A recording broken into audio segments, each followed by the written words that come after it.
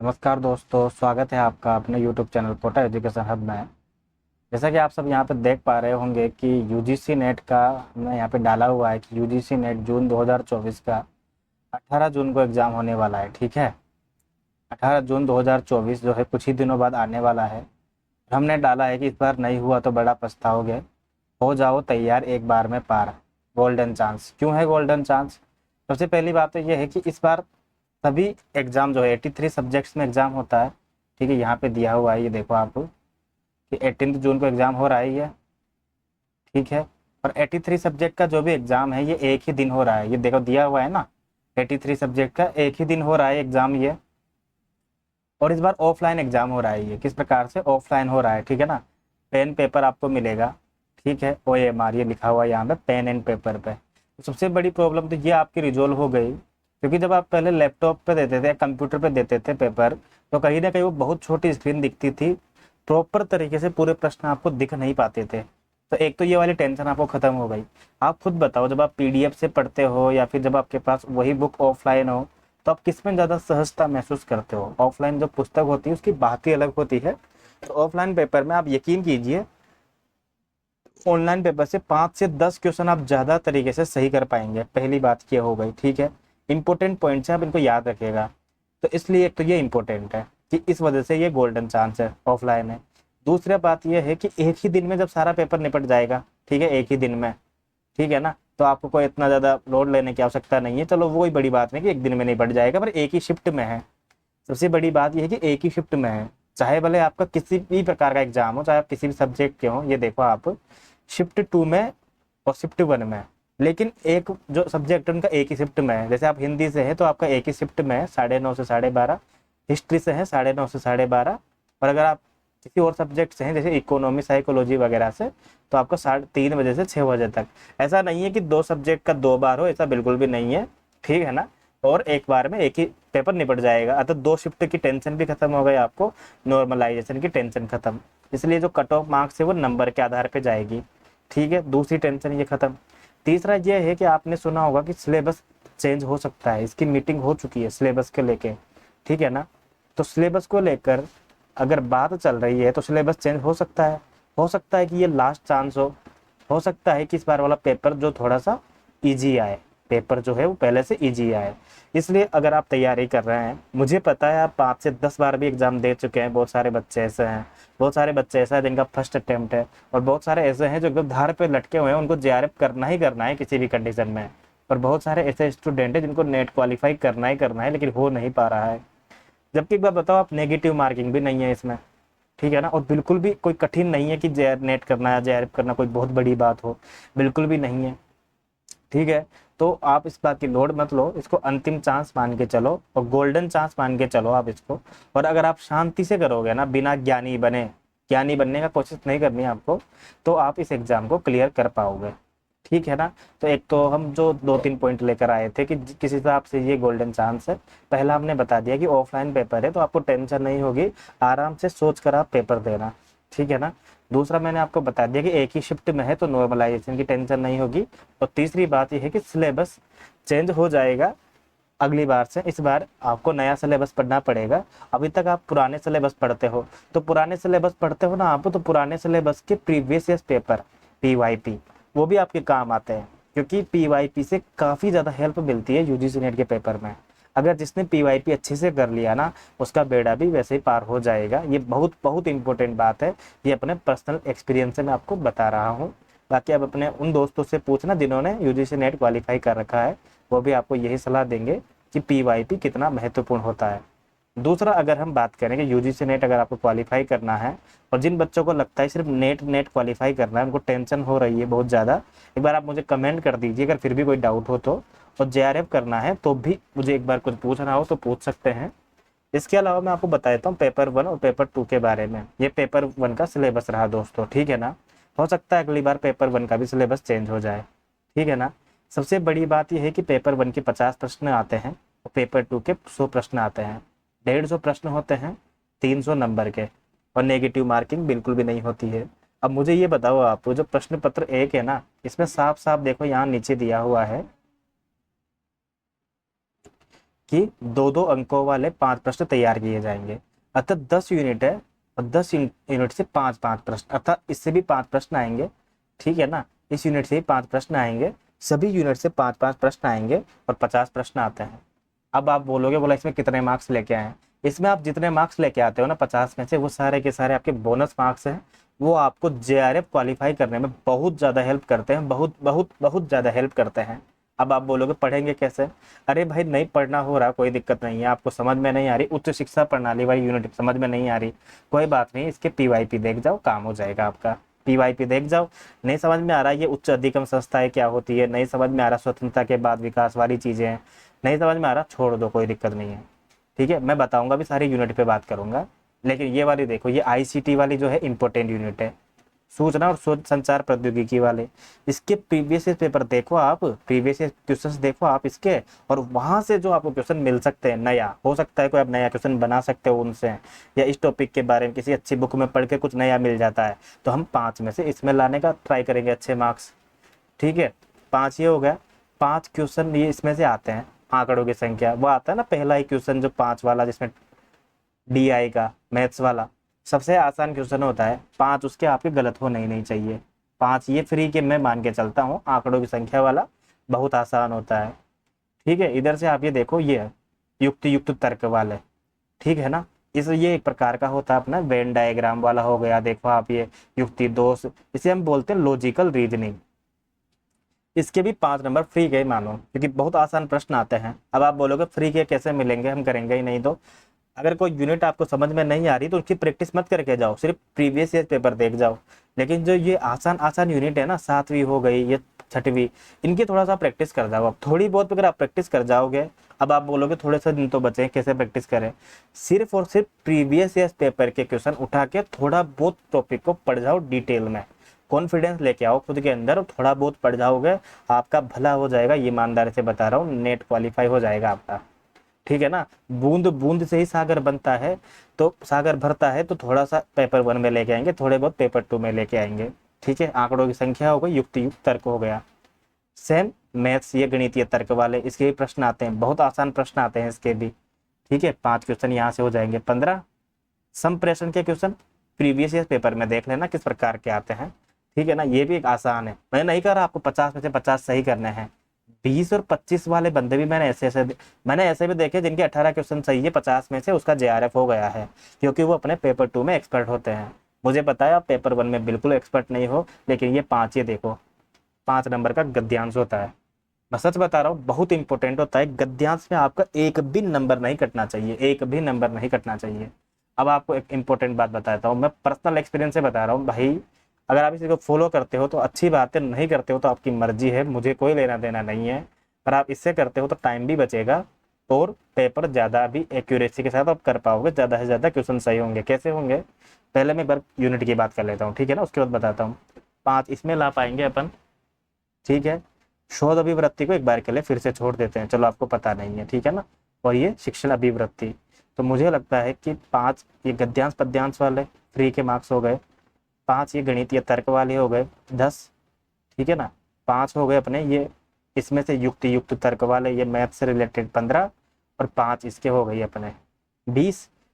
20 में से अपने मुझे नहीं लगता कि 17-18 से कम गलत होने चाहिए, क्योंकि सबसे आसान क्वेश्चन होते हैं इसके। 20 में से 17-18 ये हो गए, बचे 30 क्वेश्चन में से अगर हमारे 10 क्वेश्चन भी सही निकलते हैं 30 में से, तो हमारे 28 से 29 क्वेश्चन तो वैसे ही सही हो गए ना। बस इतने काफ़ी हैं, इतने हमको करने हैं। लेकिन हम 28-29 का टारगेट नहीं लेके चलते, हम सिर्फ 25 का टारगेट लेके चलते हैं, कि हमारे मान लेते 25 ही सही हो पाए 50 में से। पेपर 1 हमने सिर्फ इतना ही पढ़ा था, नॉर्मल, डिटेल में नहीं पढ़ा, क्योंकि हम तो पेपर 2 में सब्जेक्ट के एक्सपर्ट हैं। अब मैं बात करता हूँ आपको कि कैसे पेपर अटेम्प्ट करना है। सबसे पहले जाते हैं, आपको कुछ नहीं करना, 3 घंटे का पेपर होता है। सबसे पहले पेपर 1 का जो गद्यांश है ना, गद्यांश, उसको करना ही करना है आपको, पैसेज को, क्योंकि पैसेज जो है पेशेंस मांगता है। पैसेज में एक सबसे ज्यादा चांस होता है 5 में से 5 मार्क्स लाने का। पैसेज को ही आपको सबसे पहले क्वेश्चन करना है, यहाँ पे मैं लिख देता हूँ, सबसे पहले हमको पैसेज के क्वेश्चन करने हैं। कुछ भी हो जाए, किसी भी कंडीशन में आपको सबसे पहले पैसेज के ही प्रश्न करने हैं, शांति से पढ़ना है, शांति से उसी के अंदर हमको क्वेश्चन का आंसर ढूंढना है, और शांति से क्लिक करना है, मतलब जो भी OMR हो गया आपको उसको फिल करना है, इसमें एक भी नंबर नहीं कटने का चांस है आपका, और इसमें अगर एक भी नंबर कटता है बाई चांस तो आपको काफी बच्चों से पीछे कर देगा। सबसे पहले आपको 150 प्रश्न जो भी आएंगे, पेपर 1 का गद्यांश निपटा दिया आपने। दूसरे नंबर पे आपको प्रश्न करना है डीआई वाला, वो जो डायग्राम बन के आता है ना यूं करके टेबल वाला यूं, इसको भी आराम से टाइम दो आप। मैं बता रहा हूँ आप छोटे छोटे प्रश्न करोगे उनको बहुत ज़्यादा टाइम लोगे, लास्ट में टाइम नहीं बचेगा आपके पास। अपने दोस्तों से जिन्होंने जेआरएफ किया है, जिन्होंने नेट क्वालिफाई किया है, उनसे पूछना कि टाइम कितना इंपॉर्टेंट होता है। लास्ट में सांसों की हवा आने लग जाती है खुद की, धक धक धक धक धक धक।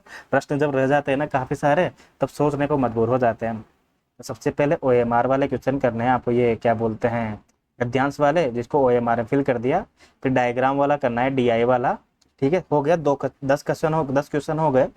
अब अगर आपकी सब्जेक्ट यदि हिंदी है या कोई ऐसी सब्जेक्ट इसमें गद्यांश आता है, जैसे हिंदी में 2 गद्यांश और आते हैं 10 नंबर के, ये गद्यांश आपको तुरंत कर देना है। इस पेपर में ऐसा नहीं कि पेपर 1 करने के बाद ही आपको पेपर 1 2 कर सकते हो, नहीं, पेपर 1 और पेपर 2 आप एक साथ कर सकते हो। जब कंप्यूटर पे होता था तब भी आप कोई सा भी क्वेश्चन पहले कर सकते थे, और अब ऑफलाइन हो रहा है तब भी आप कोई सा भी प्रश्न पहले कर सकते हो। अब पेपर 2 में भी आपको सेम यही चीज़ फॉलो करनी है, पहले आपको 10 प्रश्न जो है ना गद्यांश के वो कर देने हैं। तो 20 क्वेश्चन आपके हो गए, क्योंकि ये 20 प्रश्न ऐसे थे आपके जो बड़े बड़े प्रश्न थे, और इसमें थोड़ा सा आपको बार बार दिमाग लगाना पड़ता है, बार बार सेम प्रोसीजर अपनानी पड़ती है।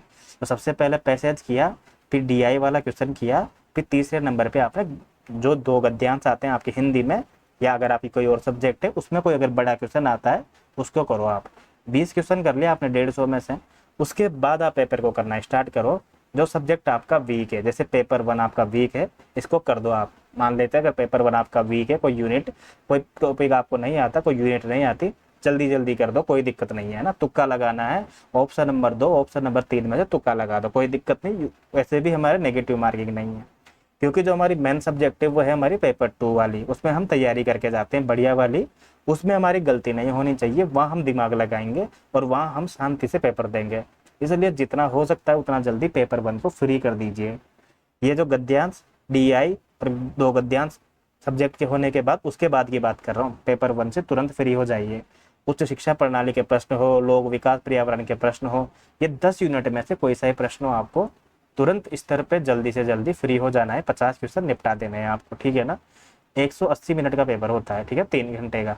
कोशिश कीजिएगा कि 50 क्वेश्चन आप 50 मिनट में कर पाओ, ठीक है ना, या 1 घंटा भी काफ़ी है, मैक्सिमम 1 घंटा भी काफ़ी है। अगर आप 1 घंटे में भी 60 क्वेश्चन कर पाते हैं तो कोई दिक्कत नहीं। इसके अलावा आपके पास 120 मिनट बचते हैं, 120 मिनट में आपको 100 क्वेश्चन करना है, पर कोशिश कीजिएगा हो जाएगा। वैसे टेंशन नहीं लेना, मैंने देखा है मेरे दोस्त जिनका जेआरएफ हुआ है और पहले 2-2 3-3 बार नेट क्वालिफाई हुआ है, और मेरा पर्सनल एक्सपीरियंस यही है कि ये जो पेपर होता है फिक्स 180 मिनट का ही होता है।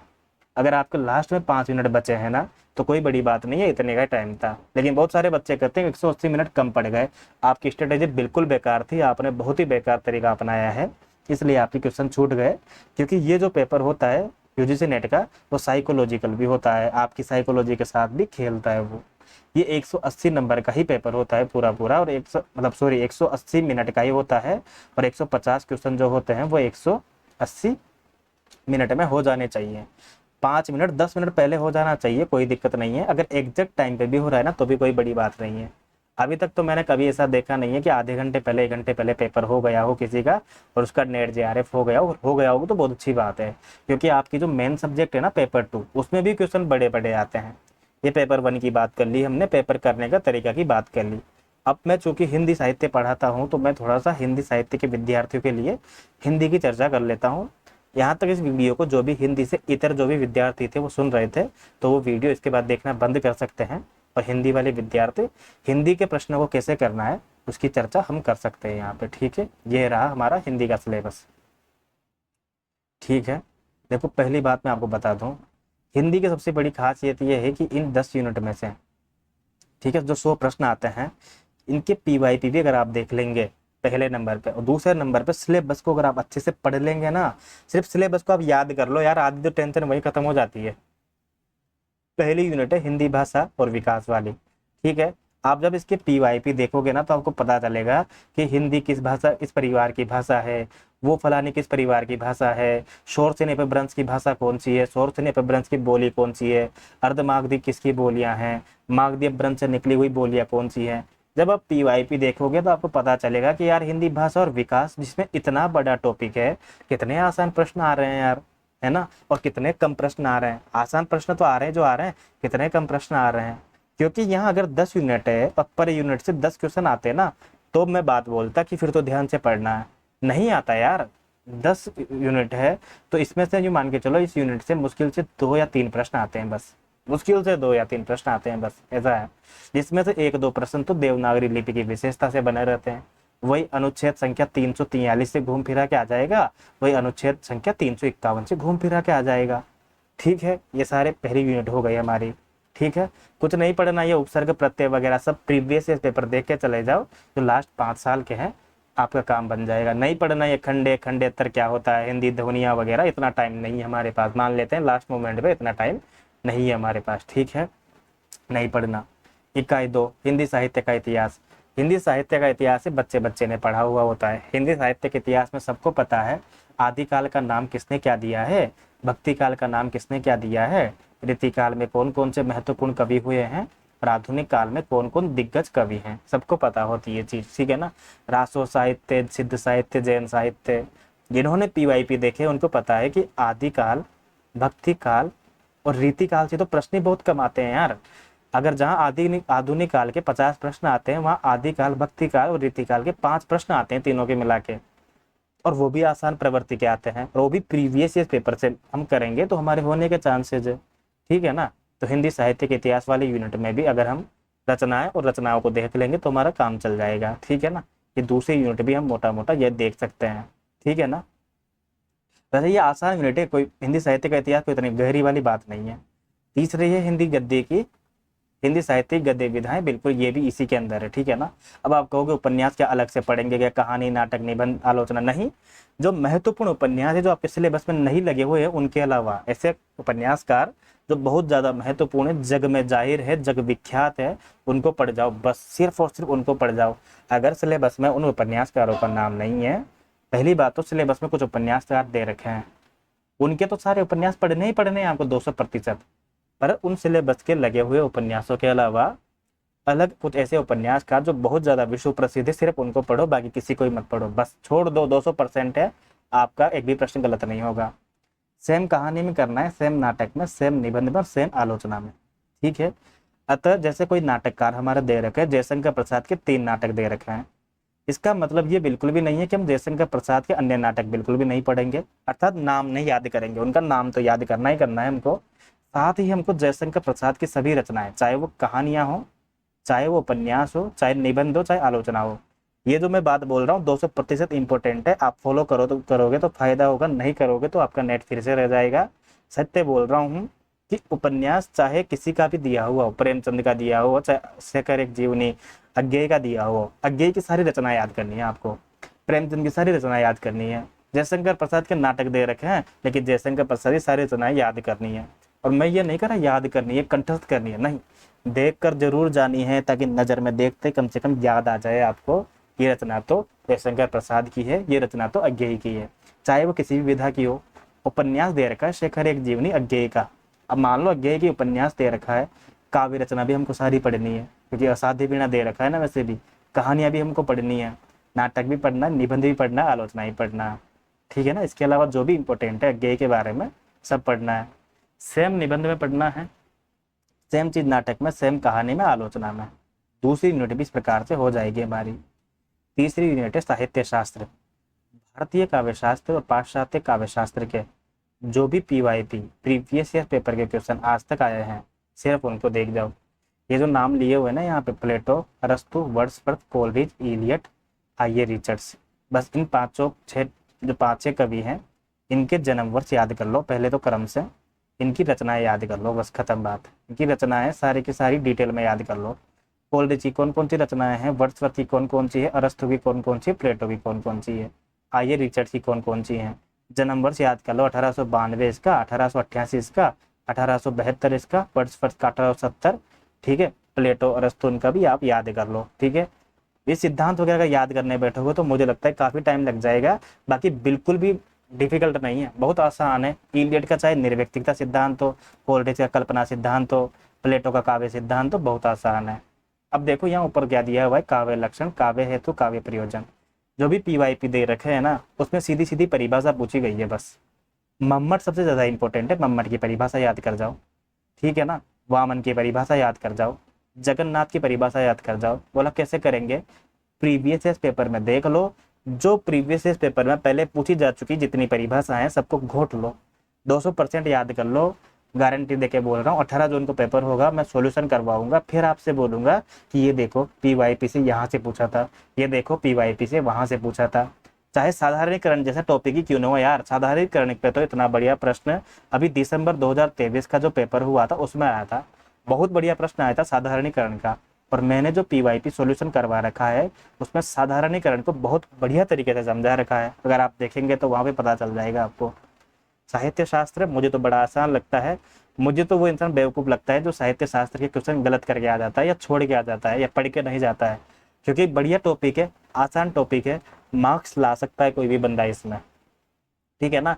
इधर से ये पाश्चात्य वाले है ना, इसमें तो कुछ डीप में पढ़ना ही नहीं है, इनकी रचनाएं उनके प्रकाशन वर्ष याद कर लो बस, रचनाएं और इनका जन्म वर्ष याद कर लो, खत्म बात। चौथी वाली यूनिट नहीं पता कहाँ से आएगा, गांधीवादी दर्शन, अंबेडकर, लोहिया दर्शन, इनसे नहीं पता ना, कोई बात नहीं, पीवाईपी देख जाओ काफी है, काम चल जाएगा, 200% है।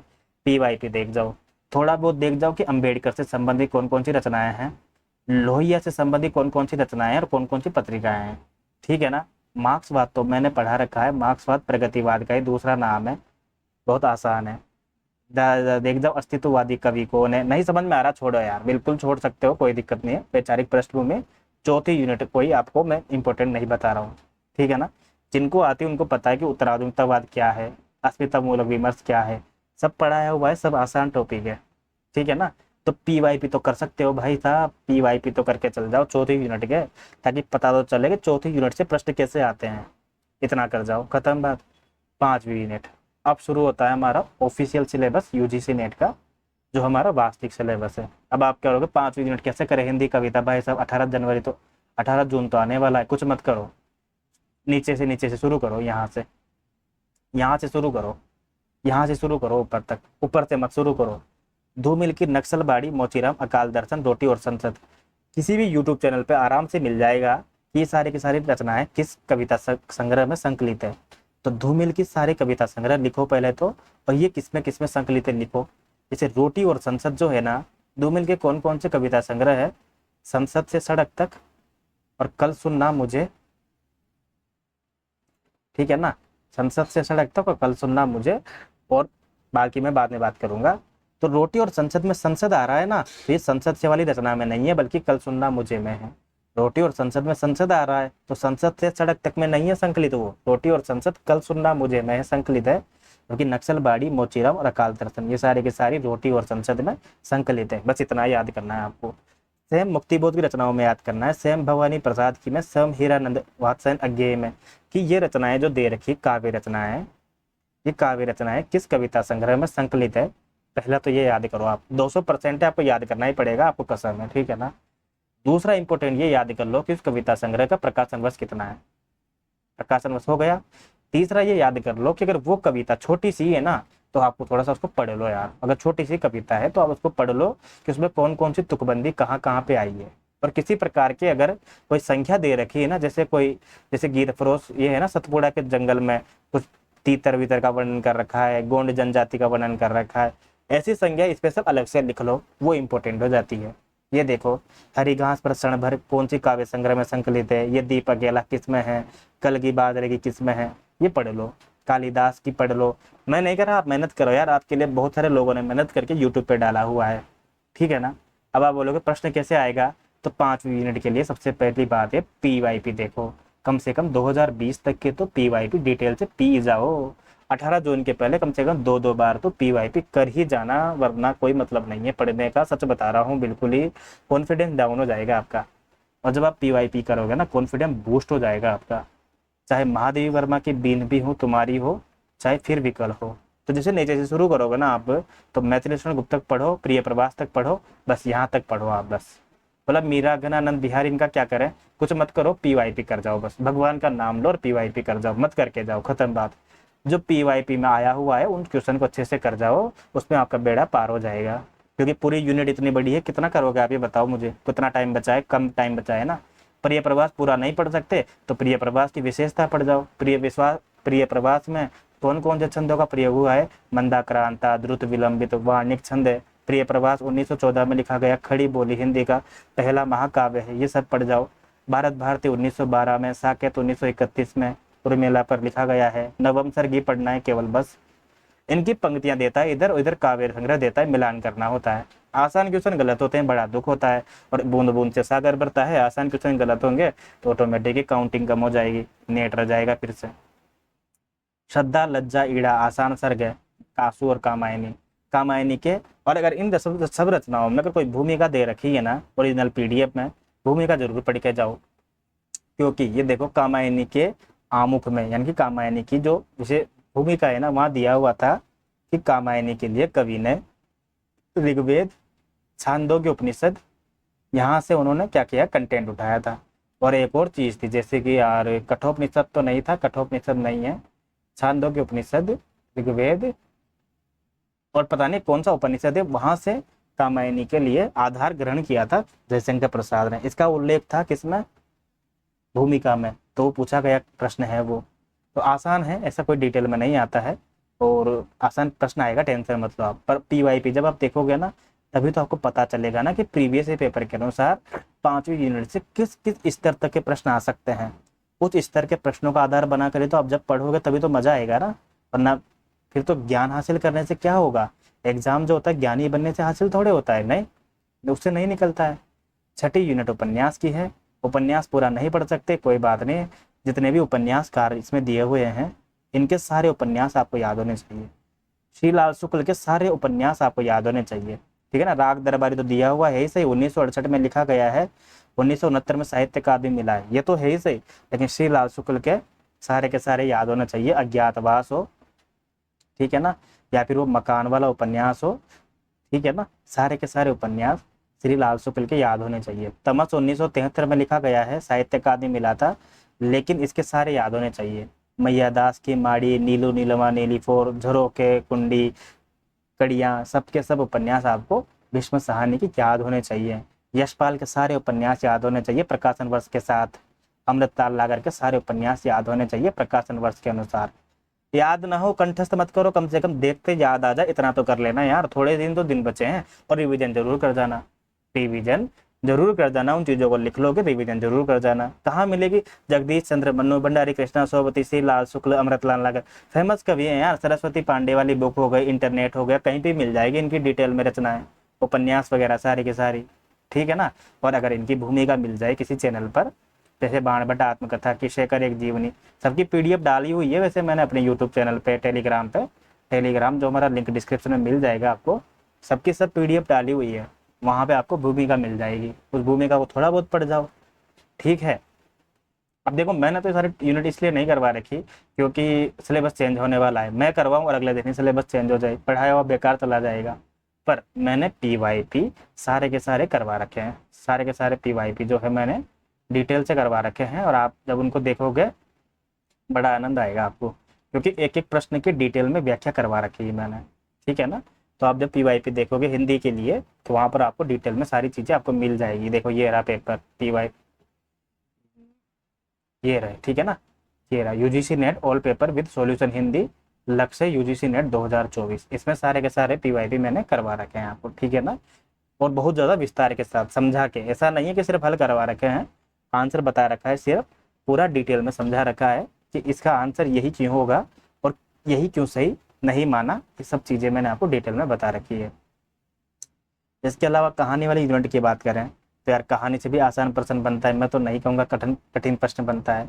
और उस वाले पीवाईपी में जो मैंने पीवाईपी करवा रखे हैं उसमें जो बड़े बड़े बड़े दिखने वाले जो प्रश्न है ना, उनको कैसे आसानी से समझे, उनमें कैसे हम ABC BCE CDE पोस्ट कैसे टिक लगाएं, वो जो बड़ा बड़ा प्रश्न होता है ना, कैसे समझे उन सब चीज़ों को, है ना, वो सब चीज़ें मैंने आपको डिटेल में समझा रखा है वहाँ पे कि कैसे आंसर निकालते हैं कहानियों में से, उपन्यास में से, या बड़ा जब प्रश्न आता है तो उसके बीच में से कैसे चूज करते हैं कि ABC सही होगा या BCD सही होगा। तो अब यकीन करो तो बहुत बढ़िया, नहीं करो तो बहुत बढ़िया, पर प्रीवियस ईयर पेपर अभी भी अगर आपने नहीं किया है आपने रिवीजन कर लिया पीवाईपी का, बहुत बढ़िया, फिर से करके जाओ, ठीक है ना। अरे मैं ये नहीं कर रहा भाई, मेरे वीडियो देख के करके जाओ, पीडीएफ निकाल के करके जाओ, कैसे भी करके जाओ, तभी कॉन्फिडेंस बढ़ेगा, तभी आसानी से आप 18 जून के एग्जाम को कॉन्फिडेंस के साथ अटेम्प्ट कर पाओगे, ठीक है ना।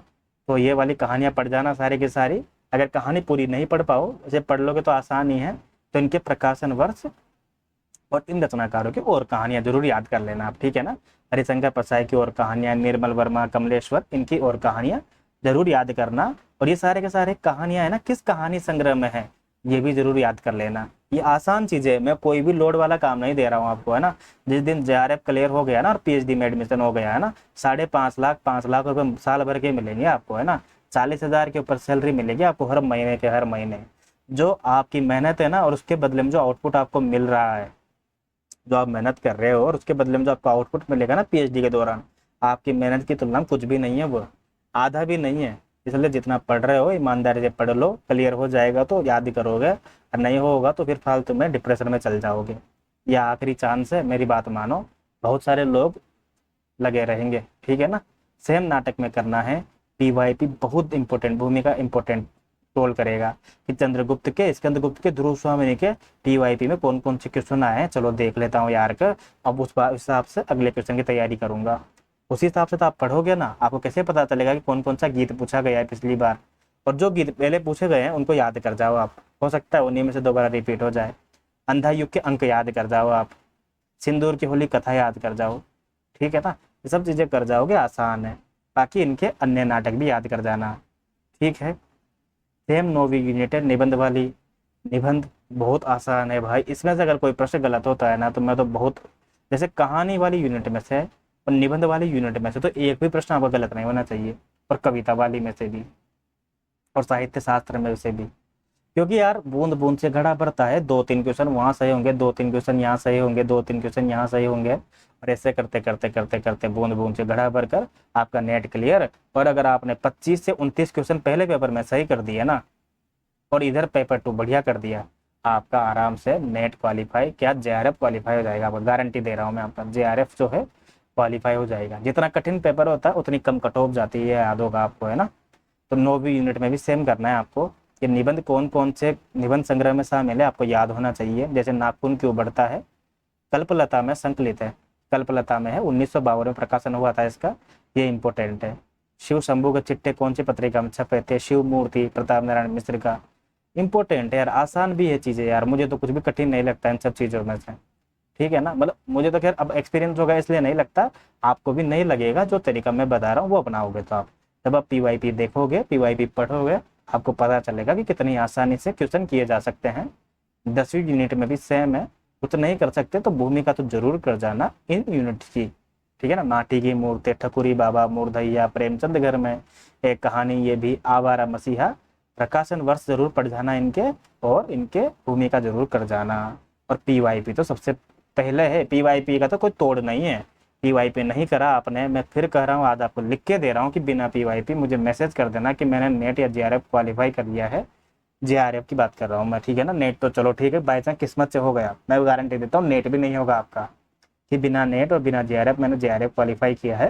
मुझे कमेंट कर देना, मैं आपको इनाम दूंगा पक्का। जहाँ आप रहते हो पक्का आपको फ़ोन पे करूंगा, आपको इनाम भेजूंगा, अमेजन, फ्लिपकार्ट, किसी भी कंपनी के द्वारा जो आप बोलोगे मैं अपने हिसाब से गिफ्ट भेजूंगा कि आपने बिना प्रीवियस पेपर पढ़ के ही आपने नेट या जेआरएफ क्वालिफाई कर लिया। तो ये 10 यूनिट का खेल था, पेपर 2 हिंदी का। और फर्स्ट यूनिट में 10 यूनिट थी, पहले पेपर की भी हमने बात कर ली है। कुछ नहीं करना है हमको, सिलेबस पहले तो याद होना चाहिए। एक बार ये प्रश्न आया था कि क्या बोलते हैं, बहुत इंपॉर्टेंट बात बोल रहा हूँ, कि यह जो उपन्यासिक, तो कोई बात दी हुई थी कि जब तक जीवन में भ्रष्टाचार बढ़ता रहेगा और जब तक बेईमानी बढ़ती रहेगी, इस उपन्यास की ख्याति, इस उपन्यास की ख्याति हमेशा बढ़ती रहेगी, ठीक है ना। अब उपन्यास पे चलते हैं अपन। उपन्यास कहाँ है, ये रहा उपन्यास,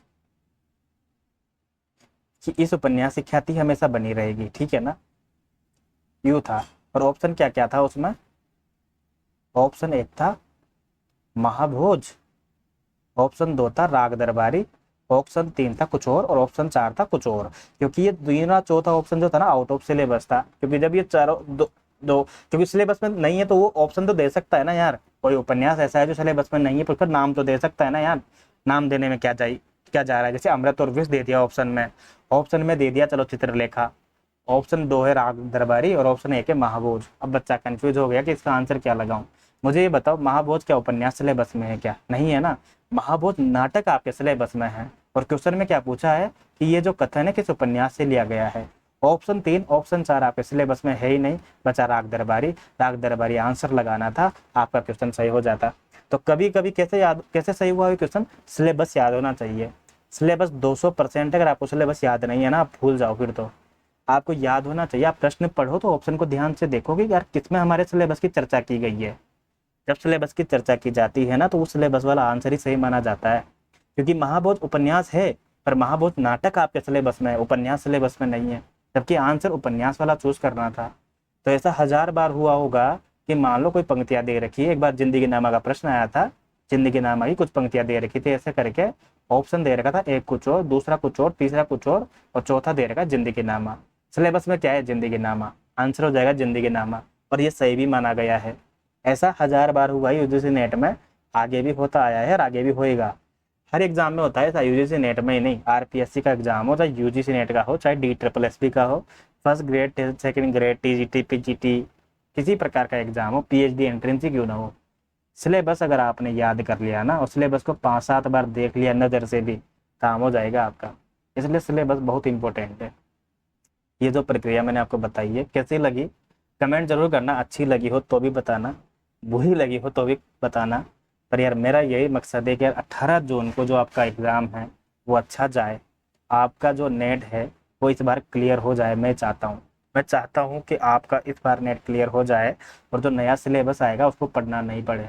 अब जिस बच्चे का मान लो पहली बार ये इस बार और डिटेल में तैयारी नहीं की, चलो वो तो कोई बात नहीं, अगली बार ही पढ़ लेगा। लेकिन आप, मुझे पता है बहुत सारे बच्चे ऐसे जिन्होंने 5 बार 6 बार दे लिया है, बहुत सारे दूसरी बार तीसरी बार दे रहे हैं, बहुत सारे ऐसे हैं जिनका यूजीसी पीएचडी में सिलेक्शन हो चुका है, पर उनको अब चाहिए फेलोशिप, क्योंकि उनको फिर पैसे नहीं मिलेंगे तो फिर पैसे लगेंगे, पीएचडी के लिए बहुत पैसे लगते हैं।